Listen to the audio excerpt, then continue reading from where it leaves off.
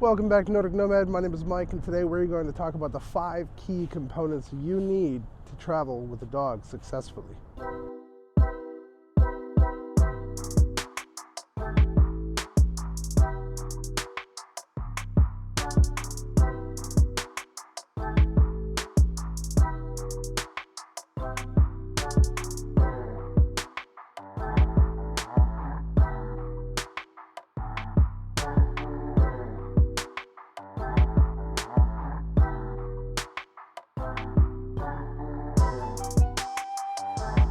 It's a cold one. So, traveling with a dog is a little complicated sometimes because some hotels will allow them, some won't. But in that time of traveling where I've spent with George, I've discovered a few helpful resources. And one of those that's significantly helpful is basically like the dog version of Yelp, bringfido.com. It's been really helpful to me because it tells you where restaurants are that allow dogs, what hotels do, if you can go to beaches, campsites, that sort of thing. It's literally all dog related, and it will tell you everything you want to know about anything when it comes to dog related things, and it's by far the number one thing on this list to help you just right off the bat. And the second thing that I want to mention, make sure the dog has enough room in the back seat. And if you have a cage and you want to put it in a cage, the rule of thumb is that the dog should be able to stand up in the cage without its ears touching the top.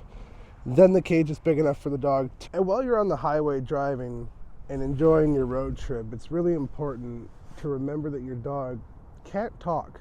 So every time that you stopped at a rest stop or go to the bathroom or something like that, just take an extra minute to let him out. Even if it was only a few minutes ago, it will save you in the long run, because there's nothing worse than being on the highway, cruising down the road, and somebody has an accident in the back seat because they weren't able to relieve themselves, and it's a mess. At a maximum of 2 hours, most.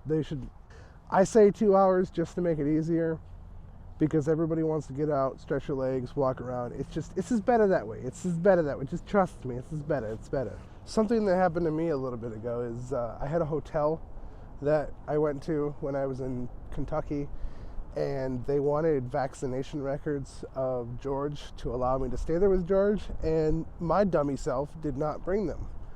So I wasn't able to actually stay at the hotel, and I had to find a different one that allowed me to stay there, which is to bring any and all documentation regarding to your dog in the sense of vaccination records, sort of health records that might be helpful. And speaking of hotels though, did you know that Motel 6 and Red Roof Inn both allow dogs in most locations? You can just check online and they'll be able to tell you right there. As well as most Menards and Home Depot doesn't mind if your dog comes in and walks with you as long as they're on a leash. You're ready to go on your trip. But when you discover your dog is car sick, don't worry, I got you. Both canned pumpkin, I should say, and ginger will help with car sickness for dogs, as well as probiotic medication. So you can help with that. You can even talk to your vet, and they can prescribe you some medication for the doggo to help with car sickness. So there's a solution to every problem here, and I'm here to give you that solution.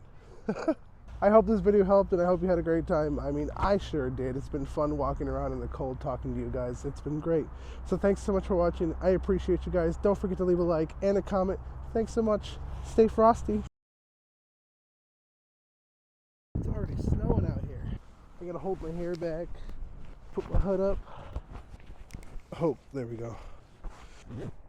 Well, that's really close. Okay. All right. Cool. Hopefully. Anyways.